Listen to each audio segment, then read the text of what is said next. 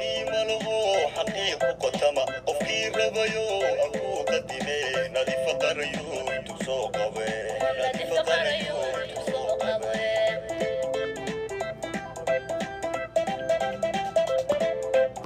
قربة مننا قبيا الله وفي ربيو أكو قدمي نادي فقريو تسوق أبي نادي فقريو تسوق أبي.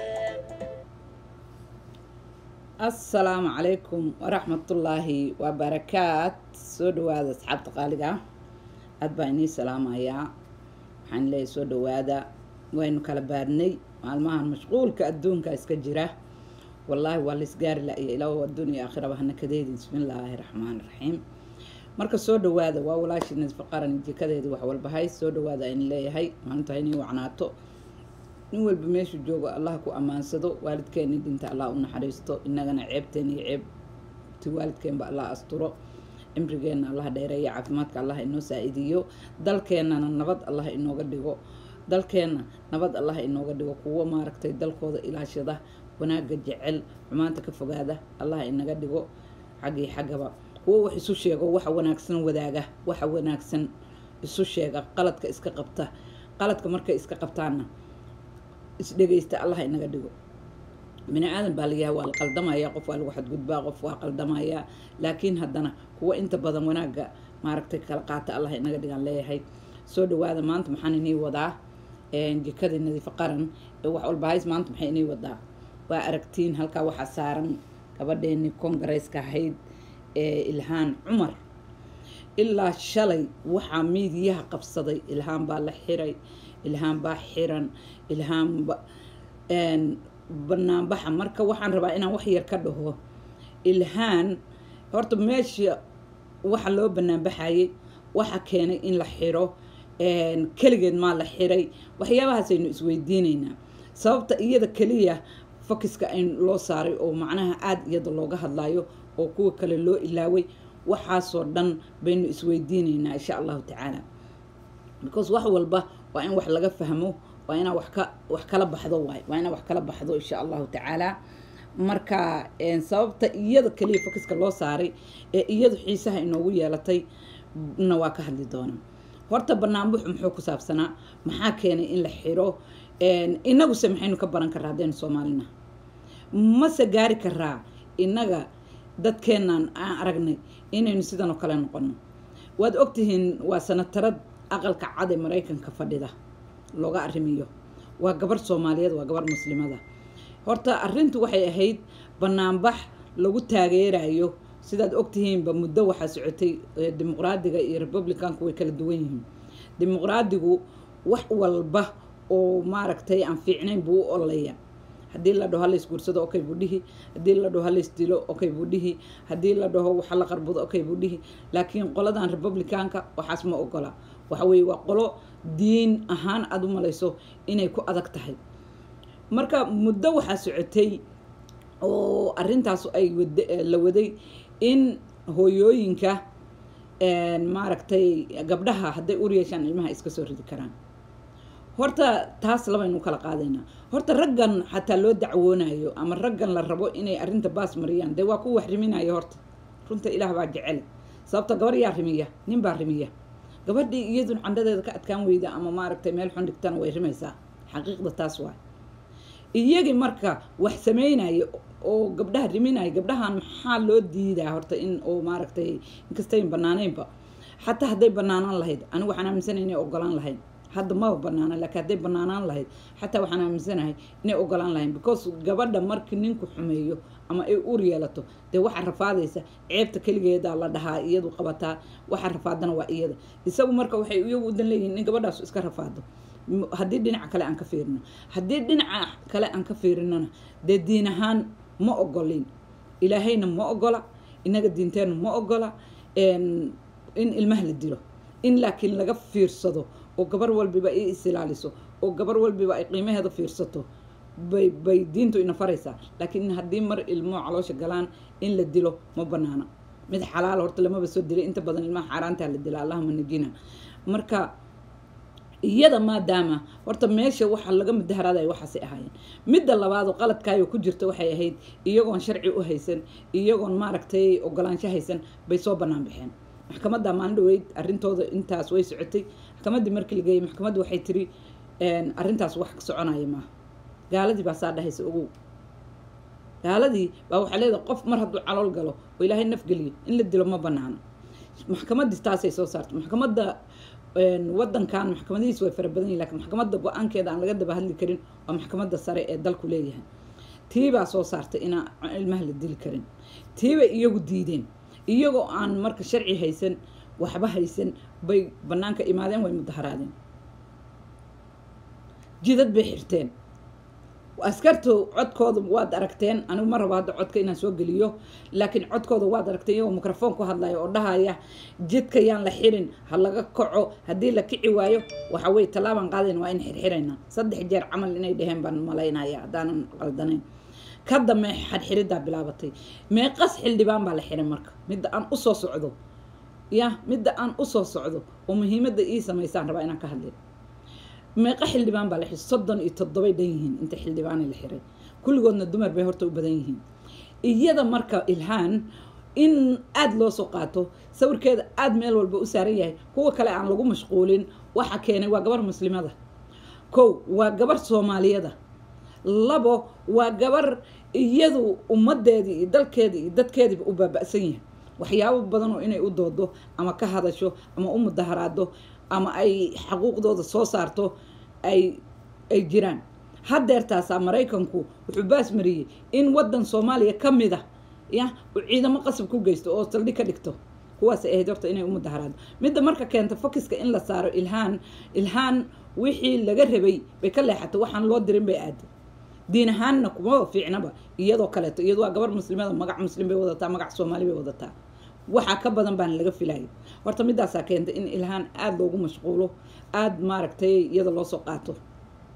aniguna waan leeyahay Ilhaanay magacaa wadataa ka weyn kan gaaladan. hadday isriminayaan iyo hadday iska soo ridayaan iyo hadday daynayaan iyaga u taala, laakiin adigu waxaad wadataa ka weyn. hawl ka badan baana kaa filaynay. taasay ahayd marka inaad ku mashquusho. annaguna waa ku leenahay. midda keentay marka in lagu mashquulo iyada oo maaragtay aad looga hadlo, qof kasta iyadu ka hadlaya. maxaa keenay? because iyadu waa ka duwan tahay dadka. waa gabar Soomaaliya, waa gabadha u horeysa Congress tagta, waa gabar Soomaaliyeed, waa gabar muslimada, waa gabar dalkeedii u baaba'san yahay gees ilaa ka gees. hadda mar dhow waxaan soo gelin doonaa video kale oo aan live ka dhigayo oo oday meesha ay kasoo jeedo lagu dhibaataynayo. waxay ahayd xuquuqaha dadka dhiban ee dalka jooga inay u doodo. oo gabdho badanoo waxaa jira iyagu aan ilmana soo ridine la dhibaateeyo oo inta la rimiyo oo la kufsado oo dhibaataysan. kuwaasay ahayd inay u doodo. laakiin gaalo ilmo iska soo xaaqaysa oo intay boyfriend samaystaan tuntaan hadhowna ilmay soo xaaqaya, dee wax dana noogu jirta annaga ma lahayn. marka horta midaasaa keentay iyada in lagu mashquulo. warkii oo kooban. midda kale oo iigu dambaysan kusoo gabagabaynaya waxay tahay innaga Soomaali haddaynu nahay yaana dhibaateeya. nin walba oo hadduu wasiir noqdo iyo hadduu xildhibaan noqdo kaasaa dalka dumiya. iska badaa madaxweyne. innaga kii xil inoo qabta ama madaxweyne noqda ama xildhibaan noqda ayaa dalka dhan dumiya, dadkana ku ciyaara isaga oo ku gabanaya xasaanada uu haysto. xildhibaan waaye xasaanad buu leeyahay. qarxii buu dhigayaa, dadkii buu xirxirayaa, gabdhihii buu kufsanayaa, wuu gadayaa, guryihii buu gubayaa, wuu xoogayaa. xildhibaan waaye, xasaanad buu haystaa. adduunku marka ma u malaynaysaa innaga meeqaynu aragnay niman xildhibaana oo waxa aragta samaynaya. kuwa aynu ka degi weynay ee ina dhibaateynayay ee dalkeena burburiyey ee maanta meesha aynu ku soconno ina geeyey xildhibaanay ahaayeen. awoodeedana maynaan lahayn. waxaynu aaminsanayn waa xildhibaano xasaanad buu leeyahay, xasaanada lagama qaadi karo. waa xildhibaano xasaanad buu leeyahay, xasaanadiisa lama fiirin karo. maxaan ka baran karaa? ummaddu waatana 37 qof baa la xiray. waxba Ilhaan kaliya ma ah. iyada focuska halkaas uu ka haya maadaama ay ka duwanay dadka qoomiyad ka duwan ay ka timi. dee wax badan oo kale laga sugayay. focuska horta iyada halkaas ka qabta, laakiin 37 xildhibaan baa la xiray. barkoodna waad aragteen fiidiyoyadoodii. gabdho madow ku jira, kuwa kale ku jira, way badan yihiin. 37 xildhibaan ma yara. iyaga oo xildhibaano ah oo sanatar ah oo wadankii ugu horumarsanaa xildhibaano ka ah baa sharcigu qabtay. maxaa sharciga ku qabtay? waxay jabiyeen xuquuqdii iyo sharcigii la degsaday bay baal mareen. because haddii iyaga loo ogolaado inay waxay rabaan sameeyaan, dadka kalena dee way samaynayaan. sharciga iyo qofkana sharcigaa weyn. sharciga iyo qofka sharcigaa weyn. iyagoo aan loo fasixin mudaharaad bay soo banaan baxeen. jid baabuurtii iyo dadkii marayeen bay fariisteen. waa loo digay 3 jeer baa loo dhawaaqo ka kaca la yiri way diideen. iyaga oo isleh xasaanad baa leedihiin, xildhibaanaad tihiin. maxaa keenay inay taa iska dhaadhiciyaan? because ilhaan inay kuwan ku gasho dee Soomaaliya aragtaa waxa ka socda. ma islahayn marka xasaanada ay difaacaysa leeyahay, laakiin xasaanad meeshan kama shaqeyso, sharci baa ka shaqeeya. qofka xasaanada dadkaas siiyay ummaday u shaqeeyaan, iyagu iskama shaqeystaan. marka iyagu oo xildhibaana ay dibkan sameeyaan oo jidadka xiraan oo waxa kasta ummadii dhibaato u geystaan oo jaam ka dhigaan, maxaad u malaynaysaa dadka matalayeen? waa dhibaato Soomaa. taasaa marka keentay horta in la xirxiro. laakiin annaga waxaan leeyahay Soomaalida marka war wax ka barta. adduunka aad ka daba dhacdaan ee aad aaminsan tihiin ee aad u sujuudaan sidii ilaahay ee hadalkooda aad maaragta dhahdaan waxba kama dameeyaan, waa kuwa sidaas ayaan u ogoleen qalad yar in laga galo dalkooda. xildhibaanku xasaanad kastuu leeyahay, maxkamadda qabanaysa, kulligood maxkamadda la geynaa because sharci baa ahaaye. iyagoo public ah oo karaamad ayan awal ay lahaayeen maanta ay hoos u dhacday bay xabsiyada wada aadeen oo la xiray. barkood damiin baa lagu soo daayay, maxkamadaha ku socda, barkoodna ilaa hadda way xiran yihiin sida aan maqlay. ma garatay?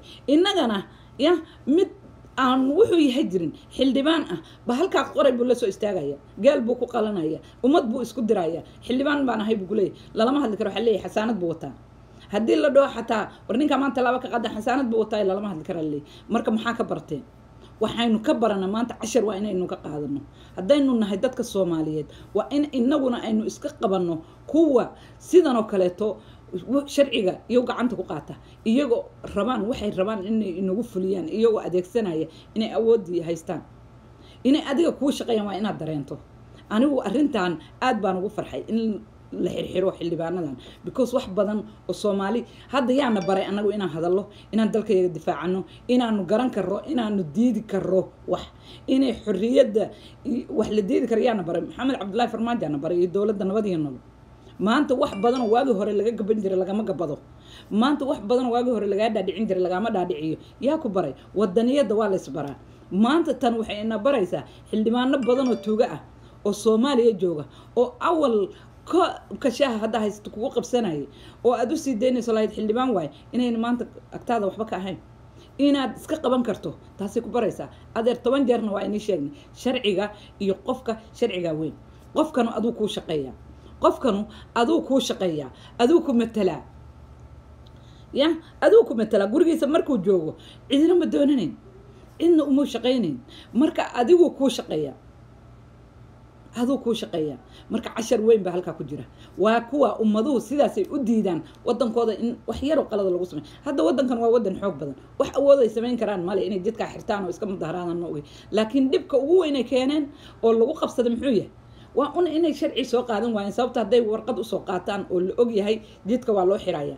baabuur baa ilaa jidkaa soo maraysa, dad baa soo maraya, dad baa shaqo u socda, dad baa xanuunsan oo isbitaallo loola ordaya, dad baa emergency ku dhacayo loo cararaya. waxaasoo dhan baa xirmaya. marka haddii laakiin la ogyahay in meeshaas maanta mudaharaad ka jiro, waa la xiraya, jid kalaa loo furaya, astaantana meel fog baa la dhigaya.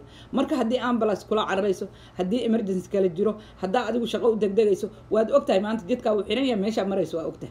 laakiin inta adoon ogeyn haddaa jidkii xiran ku timaado, wax badan baa halaabaya.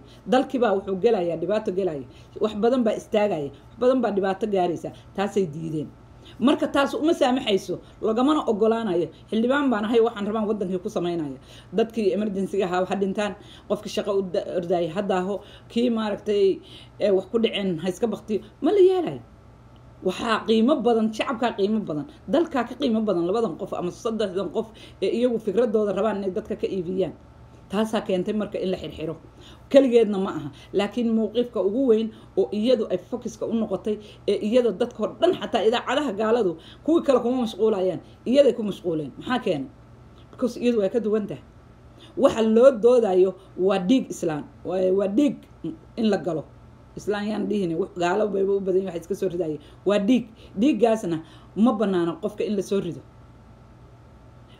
midda labaad waa gabar muslimada diinteedu xataa ma qabto in la soo rido oo diinta islaamku ma qabto in qof la dilo midda saddexaad waa gabar ka timi meel u baahan wax badan inay ka gado maadaama meesha u fadhido oo magaca ay ku fadhidaan oo magac Soomaali yahay dadkii doortana qabiil aanu ahayn Soomaaliyo dhan ay ahaayeen ilhaan Soomaaliyo dhan baa dooratay Soomaali iyo dadkan kale oo degan oo gaal iyo islaan baa doortay qof kasto marka wax walba oo dantiisa inay ka doodo ay tahay waa marka midda waa horta midda focuska keen midda labaadna annaga dan baa noogu jirto maanta wax badan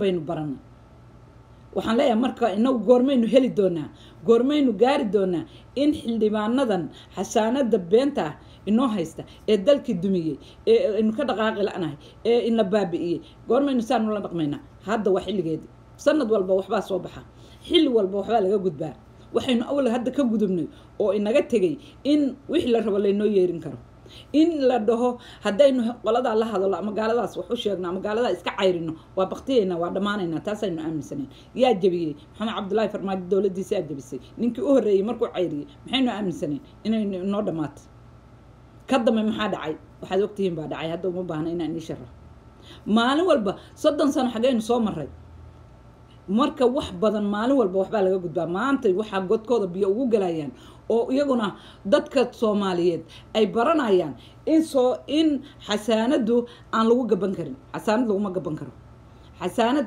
laguma gaban karo aynaynu iska qabanno marka kuwan tuugada ah ee xasaanada inoo wata kuwa badan baa u baahan in la soo xirxiro oo sida kuwan oo kale sharciga loo qaatay kuwan wax ma dilin inaga kuwa wax dilaa inoo jooga kuwan wax ma kufsadaan inaga kuwa kufsadaa inoo jooga kuwan wax ma qarxiyaan inaga kuwa qarxiya xildhibaanada inoogu jira iyaguna jidka ay xireen baa lagu haystaa amar la'aanta ay qaadan waayeen baa lagu haystaa maantana iyagoo xildhibaano aha oo magac adduunka ku lahaa karaamadoodii iyo sharaftoodii dhaawacday rikoorkana u galaysa inay la xiray weligood noloshooda iyo hadday dhintaan rikoorkooda way ku jiraysaa adduunku marka saasuu qof kasta kama gabado sharciga iyo qofka sharciga weyn lagama gabanayo marka sharciga iyo ummadii looma baabi'inayo laba qof oo dantooda wata marka waxa aad ka baratay iyo bal adigu waxa aad kala baxday iyo Soomaaliya waxa ay ka faa'iidi karto bal inoo sheegay inagu maxaynu ka baran karnaa xildhibaanadeena safarin nooceeya ayaynu